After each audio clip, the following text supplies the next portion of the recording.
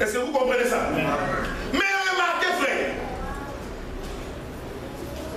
quand maintenant Moïse dit, montre-moi ta face, Dieu lui dit, tiens-toi au creux du rocher.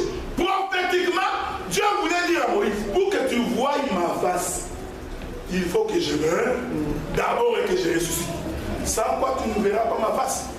C'est pourquoi ces jours-là, la Bible dit que Jésus était en train de travailler. Ses frères et ses soeurs dans la chair sont venus. On est venu dire à Jésus, Jésus, tes frères te cherchent. J'aime ça. C'est-à-dire que mes frères, ils veulent voir ma face.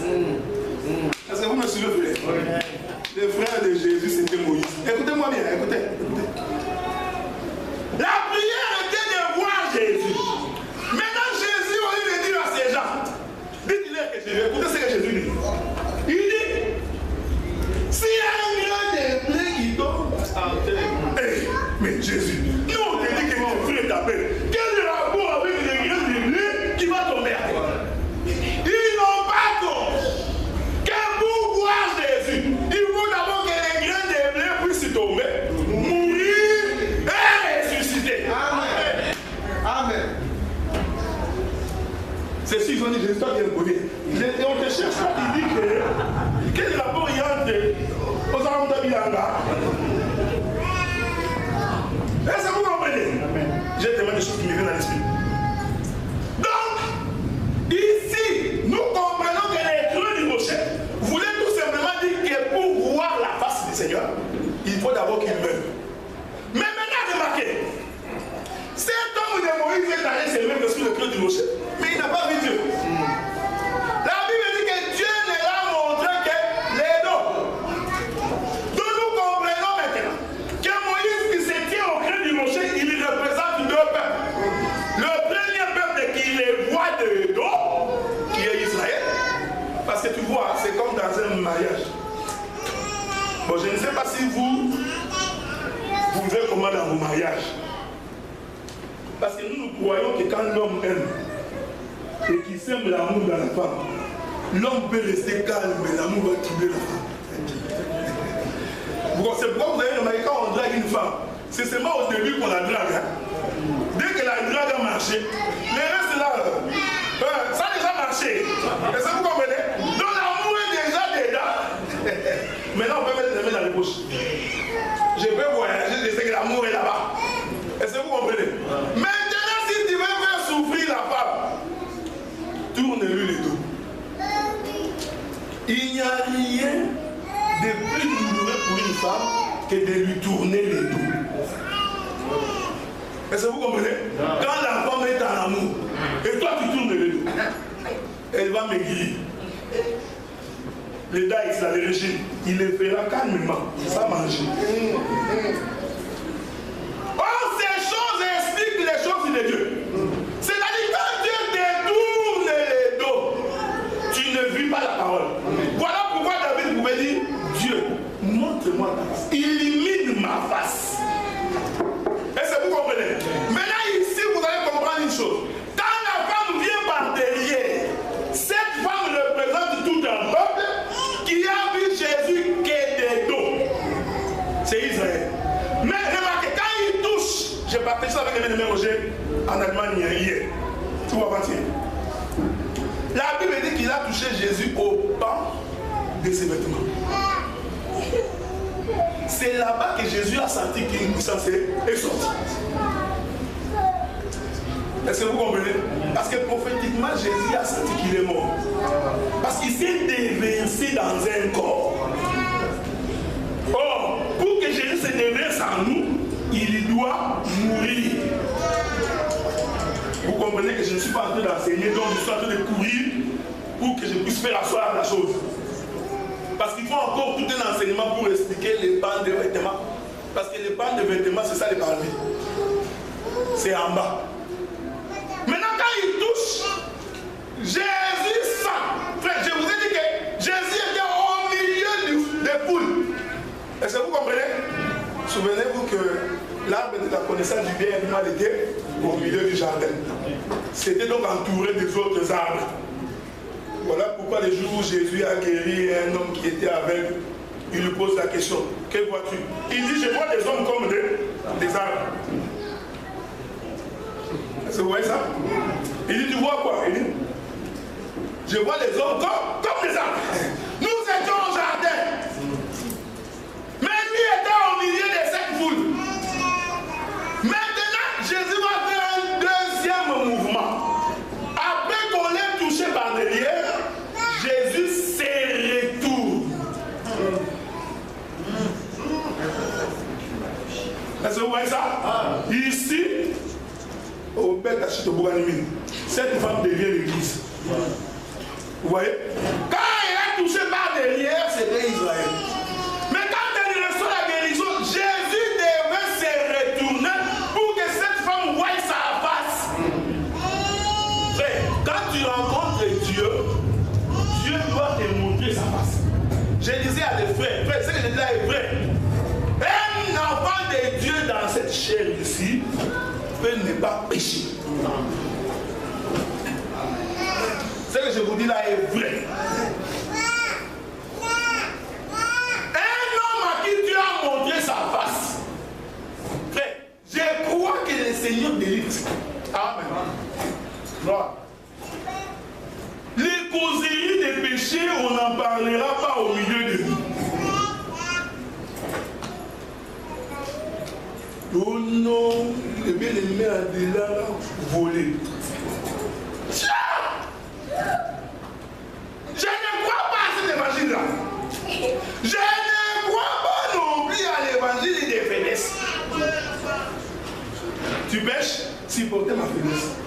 J'avais dit, si tu es faible, ne conduis pas le peuple. Un faible ne se marie pas. Vous comprenez, vous qui êtes célibataire, quand tu n'as pas la capacité de diriger, de commander, d'être fort, ne va pas te marier. Parce qu'il ne peut conduire un peuple qu'un homme fort. Amen. Pour servir des modèles. Afin que quand le peuple est en difficulté, il peut se référer. Frère, bon, à supposer que moi là, je suis un impudique.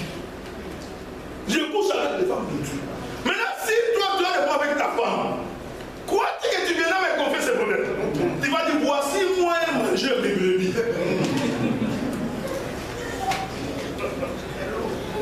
Pendant que toi, tu me confies ton problème, moi, je vais te faire des calculs. Bon! Voici une brebis avec ses graisses. Voilà pourquoi les Seigneurs, avant de te confier l'évangile, le Seigneur doit d'abord te frapper. Que tu puisses mourir. Ensuite, tu as droit à une femme. Adam ne pouvait pas avoir elle s'il restait vivant. Il devait d'abord mourir. Pour faire. Le prix pour avoir une femme, c'est de souffrir et de mourir. Amen. C'est pourquoi le Seigneur est mort. Parce que c'était le prix à payer pour avoir la femme. Maintenant, nous disons ceci. Remarquez maintenant qu'ici, Jésus était au milieu de la foule. Et cet arbre a deux faces. La loi et la grâce. La loi, c'est quand il te tourne le dos. Maintenant, écoutez. Ah, il est merveilleux. Remarquez. On va lire l'écriture dans Genèse. Trouvez-moi l'écriture où la Bible détermine l'endroit où Adam et Ève ont fui quand ils ont mangé l'arbre. Trouvez-moi. Vous allez remarquer que la Bible dit qu'ils ont encore fui au milieu. Trouvez l'écriture. C'est Genèse chapitre 3, je crois. Genèse 3.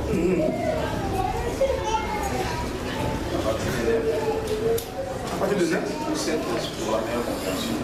Donc la Bible, il y a l'écriture qui dit, après avoir mangé, ils ont fui loin de la face de l'Éternel. C'est ça l'écriture que je cherche. C'est 8. 8. Alors ils attendirent la voix de l'Éternel, Dieu, qui parcourait le jardin vers le soir. Et l'homme et sa femme se cachèrent loin de la face de l'Éternel Dieu, au milieu des arbres du jardin. Voilà. Tu vois, quand tu lis ça, tu vas croire qu'Adam a fui. L'écriture dit,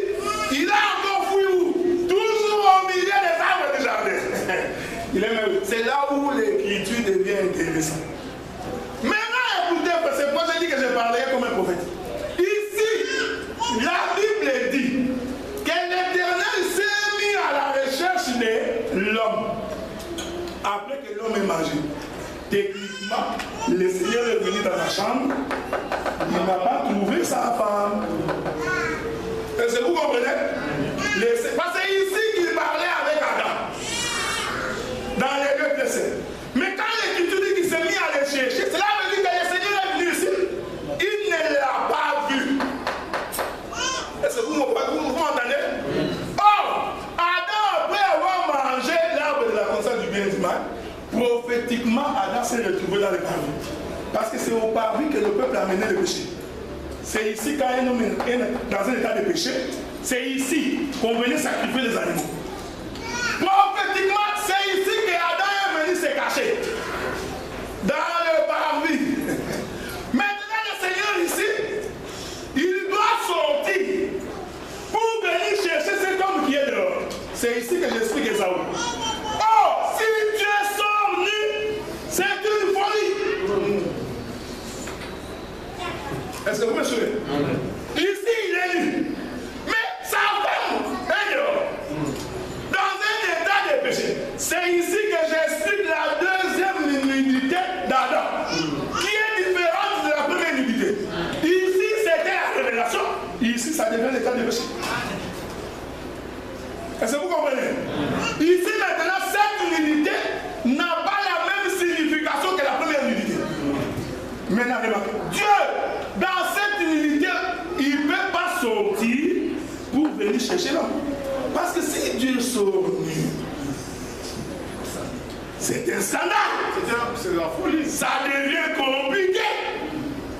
Maintenant, Dieu doit porter un vêtement pour ça. Voilà. Voilà, vous voyez ça. Vous voyez ça. Dieu ne peut pas sortir nu. Parce qu'il ne peut voir sa nudité que sa femme. Or, s'il sort nu, sa nudité va être découverte par tout le monde. Or, nous savons que l'évangile que nous portons n'est pas pour tout le monde. C'est seulement pour celui qui était dans sa chambre. Il doit donc cacher cette nudité. Ici maintenant, Dieu prend un vêtement. Oh, les vêtements, c'est ce qu'on appelle le Fils. Vous savez, il y a des gens qui veulent connaître l'esprit que Jésus est Dieu. Voici l'écriture. Dieu, pour sortir, il ne peut pas sortir en tant que Dieu. Il faut maintenant qu'il prenne un corps. Il faut qu'il s'habille. Est-ce que vous voyez? Les vêtements que Dieu a pris, c'est ce qu'on appelle Fils. Voilà pourquoi il disait, qui m'a vu? Ah, j'ai su les vêtements, il est ici. Et c'est ça, Esaü. C'est pourquoi j'avais dit que je ne vais pas l'expliquer comme Israël. Mais je sais que l'explication d'Israël, c'est aussi valable. Est-ce que vous comprenez? C'est pourquoi Esaü est né avec un manteau. C'est-à-dire qu'il est sorti du ventre de sa maman. Le ventre de la maman, c'est l'éternité. Il est sorti habillé. Voilà. Mais pour que Jacob puisse avoir les vêtements, il faut qu'il prenne ces vêtements qu'il avait pris, les donner à Jacob et que lui reste nu. Ça devient intéressant. J'aime l'évangile. Et écoutez maintenant. Regardez. Maintenant, quand il sort, c'est pourquoi la Bible dit, quand il trouva Adam et Ève, que j'explique prophétiquement, ils sont ici, il est revêtu de la peau de l'animal. Prophétiquement, Dieu avait enlevé son vêtement qu'il a pris de l'éternité pour habiller cet homme. Suivez bien parce qu'ici, je vais changer de bande d'autoroute. Hein? Nous sommes en Allemagne.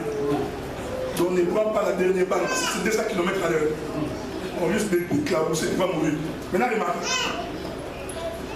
C'est pourquoi Jacob a compris que pour que j'accède au Père, il faut que je me trouve un vêtement.